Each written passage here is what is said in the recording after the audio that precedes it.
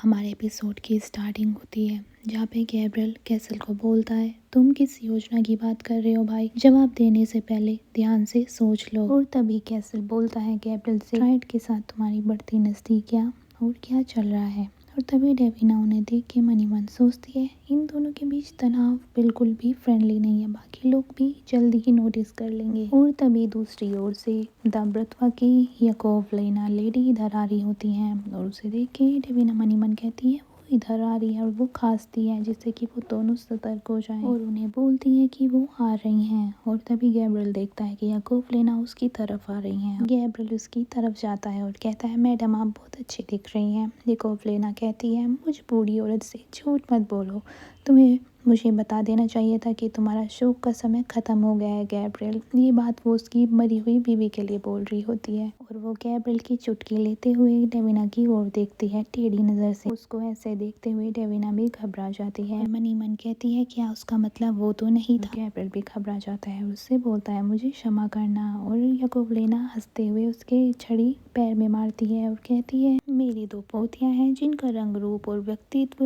इससे कहीं बेहतर है। और वो डेविना की तरफ देखकर बोलती है। डेविना ये सुनकर और ज्यादा शर्म के मारे काली हो जाती है, जो बैकग्राउंड में दिख रही है उसकी शक्ल। वे तुम्हारे बेटे को एक सही परवरिश देंगी। और अपनी छड़ी से गैब्रियल के पैर पे दोबारा प्यार से मारती है और बोलती है इसके बारे में सोचना। और गैब्रियल घबरा कर कहता है, मैं अभी मेरा मतलब।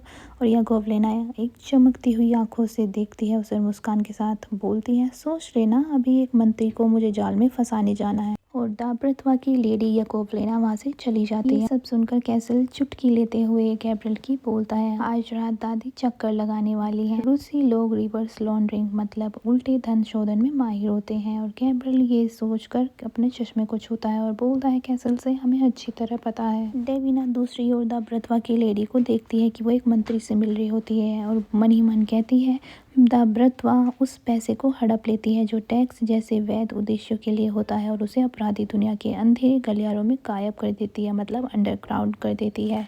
शीर्ष स्तर पर फैला हुआ ये भ्रष्टाचार होता है। सब सोचकर डेविना एक अपनी ड्रिंक का सिप लेती है और बोलती है, मैंने कभी नहीं सोचा था कि अपनी आंखों से कुछ ऐसी चीजें देखूंगी। और तभी गैब्रियल अपने कजन से बोलता है, यह मत सोचना कि हमारी बातचीत। डेविना उन्हें दोबारा बीच में रोक देती है और बोलती है गैब्रियल को कि अपने पीछे देखो। और वहाँ पर देखते हैं कि शाउतू वहाँ पे खड़ा होता है और डेविना अपना बताने का काम करके ड्रिंक एंजॉय कर रही होती है। गैब्रियल शाउतू को देख के बोलता है, शाउतू। और शाउतू गैब्रियल को देख के बोलता है, मैम एलिस आपसे बात करना चाहती है। कैसल गैब्रियल को जाते देख उसे बाय करता है और कहता है, जाओ जाओ, मैं तुम्हारी डेट को कंपनी दूंगा। और गैब्रियल उसे गुस्से से पीछे की ओर देखता है। गैब्रियल जाता हुआ टेढ़ा टेढ़ा कैसल को देखता है और बोलता है, मैं बस एक पल में आया, कहीं जाना मत। गैब्रियल के जाते ही कैसल करीब आता है डेविना के और उसे दोबारा रिझाने लगता है। कहता है कि वो तुम्हारे साथ हमेशा इसी तरह ट्रीट करता है जैसे कि तुम एक मुश्किल से पालतू बनाया गया पिल्ला हो। मतलब वो उसे एक तरह से उसके प्रति उकसा रहा होता है। उसकी इन प्रतिक्रियाओं को समझ जाती है और बोलती है कि मिस्टर एंजेलिनी अपने एम्प्लॉय से कैसे बात करते हैं, इसमें तुम्हारा कुछ भी लेना देना नहीं है। डेविना जो उसकी बातों पर ध्यान ही नहीं दे रही थी, वो आसपास की तरफ देख रही थी। और कैसल आगे कहता है, लेकिन मुझे चिंता है, उसके साथ रहकर तुम अपनी प्रतिभा बर्बाद कर रही हो, मैं तुम्हें अवसर देना चाहता हूँ। डेविना उसकी बात का रिप्लाई नहीं करती और कुछ और पूछने लगती है, वह कौन है। कैसल देखता है कि वो किसकी तरफ देख रही है और वो उसे देखकर बताता है कि मुझे हैरानी नहीं है कि तुम उसे जानती नहीं हो, वो क्लेशियन है, उसका नाम तेजी से उभर रहा है, लेकिन अभी वो लियोन में अपना इलाका नहीं जमा पाया है। लोग कहते हैं किसी भी चीज का सौदा कर सकता है वो। कैसल डेविना को आगे बताता है, ड्रग्स,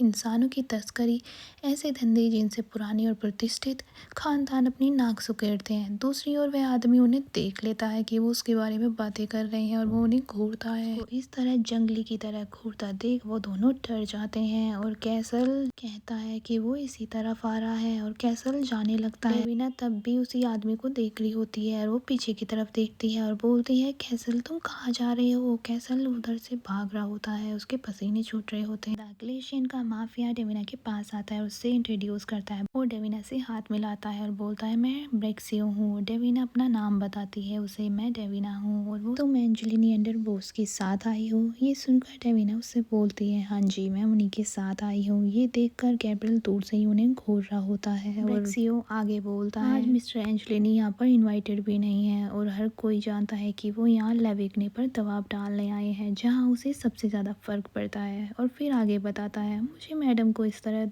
परेशान देखना बहुत पसंद है और फ्रेंच लोग नए लोगों को न्यू ब्लड से नफरत करते हैं, लेकिन मुझे चैलेंजेस से डर नहीं लगता। डेविना उसे ठंडे अंदाज में बोलती है, अच्छा ऐसा है क्या, क्योंकि उसका ध्यान वहाँ पर होता ही नहीं है। बिक्सू आगे कहता है, इसलिए तो मैं यहाँ हूँ तुमसे पूछने के लिए, और इस कमरे में मौजूद हर शख्स जानना चाहता है। डेविना कहती है वो क्या है, और वो दूसरी ओर देख रही होती है। तब बिक्सू बोलता है, तुम किसके लिए काम करती हो। डेविना बोलती है, मैं मिस्टर एंजेलिनी के लिए काम करती हूँ। बिक्सू आगे कहता है, नहीं मेरा मतलब कौन से कॉन्ट्रैक्टर कंपनी के साथ जुड़ी हुई हो। घबरा कर बोलती है, एक्सक्यूज मी, और वो आगे बोलता है, सिक्योरिटी सर्विस। तुम साफ तौर पर सिर्फ दिखावे के लिए साथ घूमने वाली लड़की, मतलब कोई आर्म कैंडी नहीं हो। तुम्हारी नजर कैमरे और हथियार बंद वाले गार्डों पर है। गैब्रियल की ओर देखता हुआ वो इशारा करके बोलता है, अभी भी तुम अपनी एक आंख अपने चार्ज, मतलब जिसे तुम सेफ रखना चाहती हो, उस पर टिकी हुई है। ये सब दूर खड़ा गैब्रियल भी नोटिस कर रहा होता है और वो टेढ़ी नजर से उन दोनों को देख रहा होता है। आगे कहता है, तुम अच्छी तरह वेल ट्रेंड हो, लेकिन मैं ऐसी कोई भी सिक्योरिटी सर्विस या कंपनी को नहीं जानता जिसकी सिक्योरिटी तुम्हारी जैसी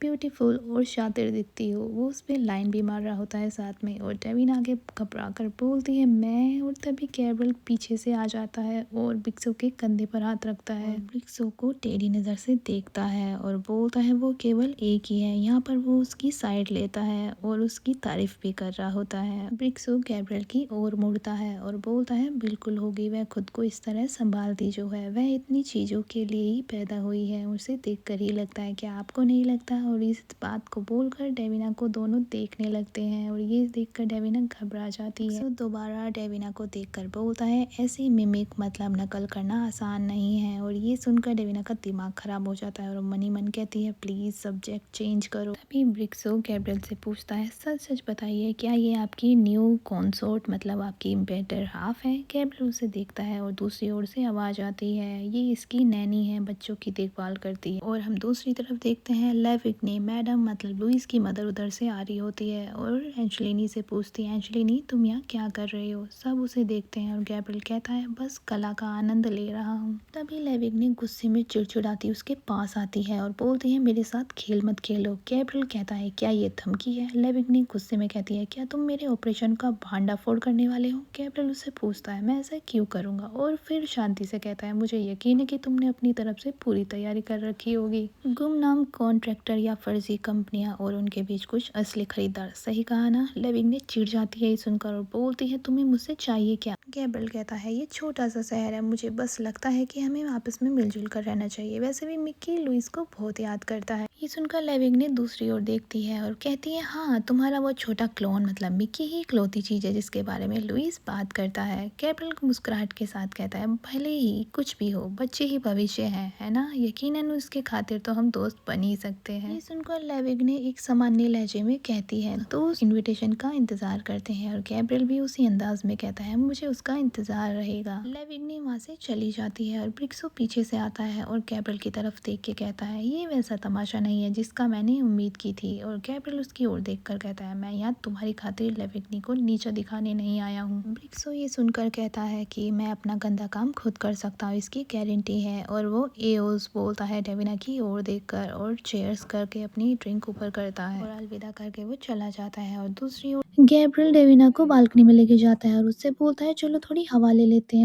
और आगे पूछता है कि कैसल को क्या हुआ था। और डेविना बताती है, जब ब्रिक्सो वहाँ पर आया तो वो धूम धमाकर भाग गया। और तभी गैब्रियल डेविना की ओर देखता है। डेविना थोड़ी उदास लग रही होती है और गैब्रियल उसकी ओर देख के बोलता है कि तुमने ये सब अपने आप बहुत अच्छे से संभाला। ये सुनकर डेविना बोलती है कि पार्टी में बहुत स्ट्रॉन्ग पर्सनैलिटीज थी। फिर वो अपना मुंह दूसरी तरफ घुमा लेती है और मन ही मन सोचती है, ये अमीरी और ये सब लोग मुझे मेरा बचपन याद दिलाते हैं, उन काले कारनामों की जो इस चमक दमक वाली रोशनी में छिपे रहते हैं। ये सब सोचते हुए वो पीछे चली जाती है। तभी गैब्रियल नोटिस करता है और उसकी तरफ देखकर बोलता है, हम यहाँ से जल्दी जा सकते हैं। ये सुनकर डेविना बोलती है, मैं यहाँ पर उतने लंबे समय रुक सकती हूँ जितनी आपको मेरी जरूरत हो। गैब्रियल आगे बोलता है, मैंने वो सब कर लिया जिसकी मुझे करने की जरूरत थी। तभी डेविना गैब्रियल के पास आती है और उससे पूछती है कि तुम क्या बचपन में भी इस तरह के आयोजनों में जाते थे। तभी गैब्रियल डेविना की ओर देखता है और बोलता है, पार्टीज। और डेविना उसको देखकर प्रतिक्रिया देती है और बोलती है, यस माफिया पार्टी, क्या तुम्हें पता है। और तभी गैब्रियल अपने चश्मे उतार देता है।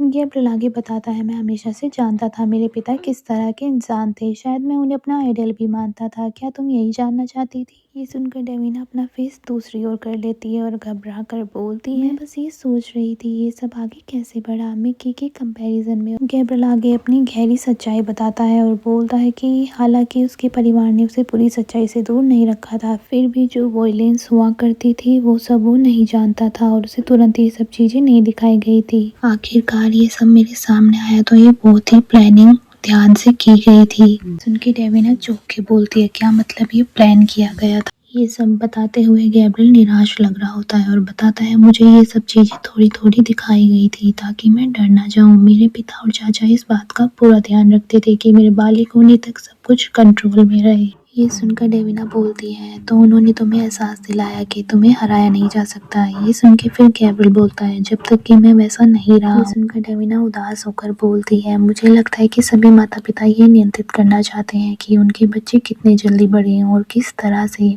तभी डेविना अपने पेरेंट्स के बारे में सोचती है और बोलती है कि मुझे क्या आप दोनों ने ये सब बताया होता जब मैं बड़ी हो जाती। मेरे खुद समझने से पहले ही क्या तुम सब छोड़कर चले गए या सुधर चुके थे। तुम्हें फैसला करने का मौका मिला या नहीं मिला था। और गैब्रियल तभी उसके आगे आ जाता है और उसे घूर के बोलता है, तुम कहीं खोए हुई हो। ये सुनकर वो अपने ख्यालों से बाहर आती है और एकदम चौंक के बोलती है, मैं बस सॉरी, मुझे माफ करना। और तभी उसकी ओर देखती है और सोचने लगती है, क्या वाकई इस बात से कोई फर्क पड़ता है कि एंजेलिनी परिवार उनकी मौत में शामिल था या नहीं। ये बात बहुत पुरानी हो गई। गैब्रियल भी उस समय एक बच्चा ही रहा होगा। शायद मुझे जवाबों की तलाश बंद कर देनी चाहिए और जो सब कुछ मेरे सामने है उस पर ध्यान देना चाहिए। ये सब सोचकर डेविना सर नीचे कर लेती है और उदास होकर गैब्रियल से कहने लगती है, गैब्रियल मैं। और तभी गैब्रियल को कुछ आवाजें आती है और वो बोलता है, वेट, तुम्हें ये आवाजें आ रही हैं। और हम दूसरी तरफ देखते हैं जहाँ पे पुलिस की कार का सायरन बज रहा होता है। देखकर गैब्रियल बोलता है, पुलिस की सायरन की आवाज आ रही है, देखो नीचे गाड़ी है। और उसे देखकर डेविना बोलती है, ये लोग हमारी तरफ ही आ रहे हैं। और ये एपिसोड यहीं पे एंड हो जाता है। सो गाइस, आपको ये एपिसोड अच्छा लगा हो तो बहुत सारा प्यार देना। Thank you so much and bye.